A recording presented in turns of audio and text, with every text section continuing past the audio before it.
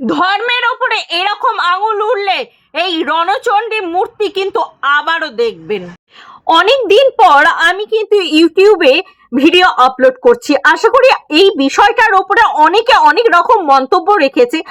আমি কন্ট্রোভার্সি করছি না, কিন্তু ধর্মের বিষয়ে যেহেতু আঘাত এনেছে, আর আমার যেহেতু এখন কন্টেন্টগুলো তৈরি হচ্ছে ধর্মের বিষয় নিয়ে, সেহেতু এই বিষয় নিয়ে আমার মনে হয় যে মুখ খোলাটা খুবই দরকার আছে বলে। তো যে কারণে আমি আপনাদের সাথে কিছু কথা শেয়ার করে নেওয়ার জন্য চলে এসেছি। আজকে আমি সায়ক চক্রবর্তীকে নিয়ে কিছু কথা বলতে চাইছি।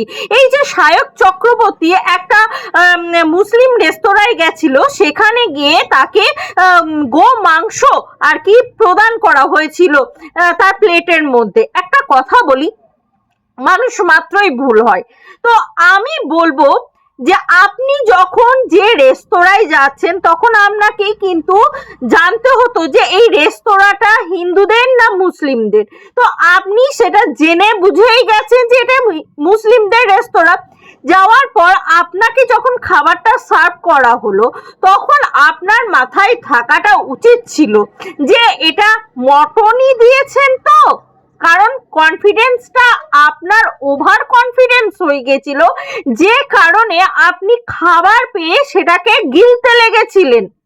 হ্যাঁ, আমি এই ভাষাতে বলতে বাধ্য হচ্ছি। তা না হলে আপনি যদি খেতে না লাগতেন, তাহলে আপনার কিন্তু সাধারণ নৈতিক একটা কর্তব্য ছিল যে সেটাকে জিজ্ঞেস করা, যেহেতু সেখানে গো মাতা বা গো মাংস পাওয়া যায়, যে কারণে আপনার কিন্তু নিজস্ব মানে নিজেকে একটা ক্লিয়ারিফিকেশন দেওয়ার জন্য যে না, এই মাংসটা বিফ নয়, এটা মটনই। তো যে কারণে আপনার কিন্তু ওয়েটারকে একবার জিজ্ঞেস করে নেওয়া দরকার ছিল, কিন্তু আপনার কনফিডেন্সটা ছিল ওভার লেভেলের, যে কারণে আপনি জিজ্ঞাসা করার প্রয়োজনই বোধ করেননি। আর তারপরে আপনি জানতে পারলেন যখন যে আপনার কাছে ভুল মাংস চলে এসেছে, তখন সেটাকে সোশ্যাল মিডিয়ায় আপনি সেটাকে সবার সামনে তুলে ধরলেন। দরকারটা কি ছিল বলুন তো? উনি তো মানুষ, সে হিন্দু, ওয়েটার হিন্দু হোক মুসলিম হোক, আপনি তার জিজ্ঞাসা করেছেন যে সে হিন্দু না মুসলিম। সে তো মানুষ, সবার উপরে সে মানুষ। আমি কোনো জাতির বিশ্লেষণ করছি না, সে তো মানুষ। মানুষ মাত্রই ভুল হয়। মানুষ মাত্র যখন ভুল হয়, আপনি নিজের ভুলটা না দেখে কেন পরের ভুলটা দেখতে যাচ্ছেন ভাই? আপনাকে তো আগে নিজের ভুলটা দেখতে হতো, আগে নিজে কি করেছেন সেটা তো দেখতে হতো।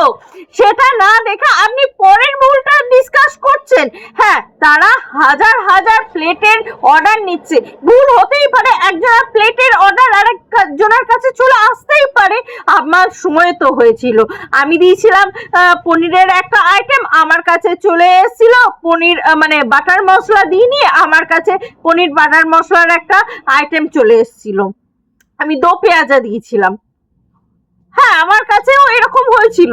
তা বলে আমি ওভার স্যাঙ্গুইন হয়ে নেবো না যে এটা, আমি তখন বললাম ওইটাকে, এটা তো আমি অর্ডার দিইনি ভাই, আমি পনির বাটার মশলা দিয়েছি। তো আমার কাছে যেহেতু পনির দো পেঁয়াজা চলে এসেছিল, তো যে কারণে আমাকে নিজেকে স্যাঙ্গুইন হতে হয়েছিল যে না, আমি এটা দিইনি। তখন ওরা নিজেদের ভুলটা এক্সট্রিম পয়েন্টে ক্ষমা চেয়ে তারা কিন্তু চেঞ্জ করে দিয়েছিল। আরে তারাও মানুষ, আর সেও কিন্তু প্রচুর পরিমাণে ক্ষমা চেয়েছে। তারপরেও সেটাকে সোশ্যাল মিডিয়ায় আনার কি দরকার ছিল?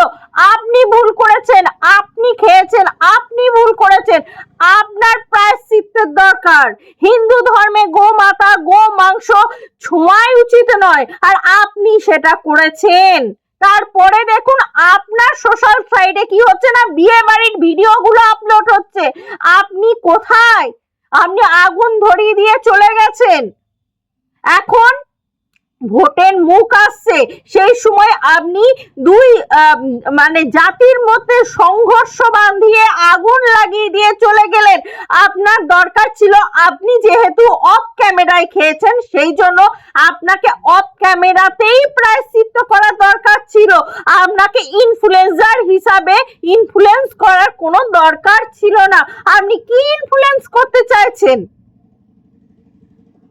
আপনি কি ইনফ্লুয়েন্স করতে চাইছেন সেটা আপনাদেরকে ভাবা দরকার ছিল। আপনারা না ভেবে চিনতে এরকম করে, মানে হাতে ক্যামেরা থাকলেই ক্যামেরাটা এরকম করলেই কন্টেন্ট ক্রিয়েট হয়ে যায় না। কন্টেন্ট ক্রিয়েট করতে গেলে না কন্টেন্টটা যুক্তিযুক্ত থাকতে হয়। যা কিছু পারবো, যা কিছু আনবো সামনে নিয়ে এলেই চলে না।